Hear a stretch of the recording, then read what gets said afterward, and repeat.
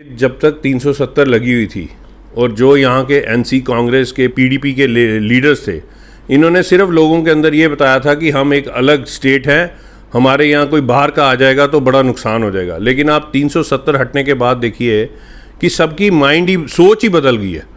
आप देखिए कि जब 370 थी तब किस तरह पत्थरबाजी हो रही थी, मिलिटेंसी इतनी ज़्यादा थी, लोगों को मारा गया, कश्मीरी पंडितों को विस्थापित किया गया अपनी जगह से।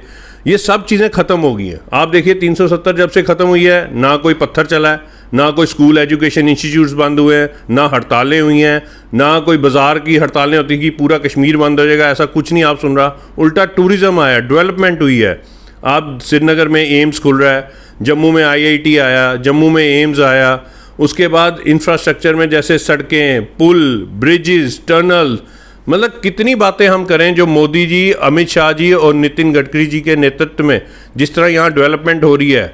और मोदी जी और अमित शाह जी पर्सनल, क्योंकि वो उनको एक प्यार है, अटैचमेंट है जम्मू कश्मीर को लेके, तो हर डेवलपमेंट का जो काम इस स्टेट के लिए हो सकता है। G20 जैसा समिट जो 70 सालों में नहीं हुआ वो हुआ। उसके बाद आप ये देखिए कि जो इंडस्ट्रीज़ पॉलिसी लाई गई है, पैकेज दिया गया स्पेशल, उसके कारण इतनी इंडस्ट्रीज़ का इनफ्लो है, कोई हिसाब ही नहीं। और हर बच्चे को काम मिल रहा है, कठुआ से लेके कश्मीर तक हर बच्चे को रोज़गार मिल रहा है, बेरोज़गारी कम हो रही है, काम मिल रहा है, बड़ी बड़ी कंपनियां आके इन्वेस्ट कर रही हैं। ये सारी इस डेवलपमेंट को लेके, फ्लाईओवर्स बन रहे हैं, ब्रिजेस बन रहे हैं, एयरपोर्ट एक्सटेंशंस हो रही हैं, एयरपोर्ट्स को इंटरनेशनल लेवल पे लिया जा रहा है, क्या जम्मू का क्या कश्मीर का।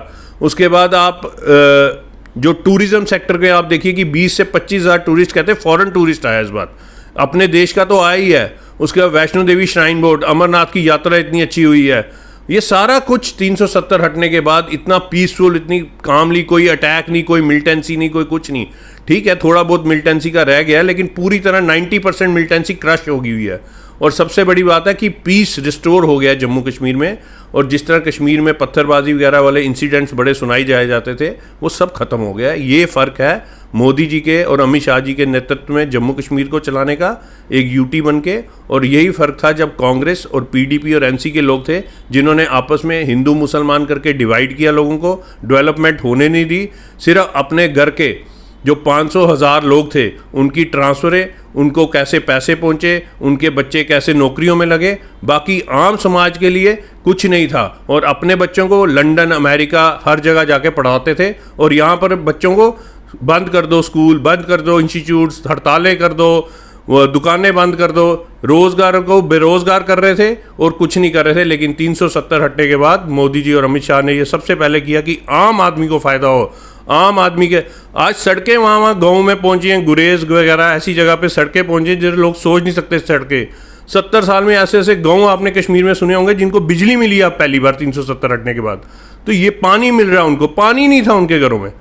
तो ये सारी चीज़ें देखिए कि आम, अभी तक जितना भी पॉलिटिकल सर्कल था जम्मू कश्मीर का, उसमें सिर्फ एनसी, पीडीपी और कांग्रेस के नेताओं को फ़ायदा हुआ।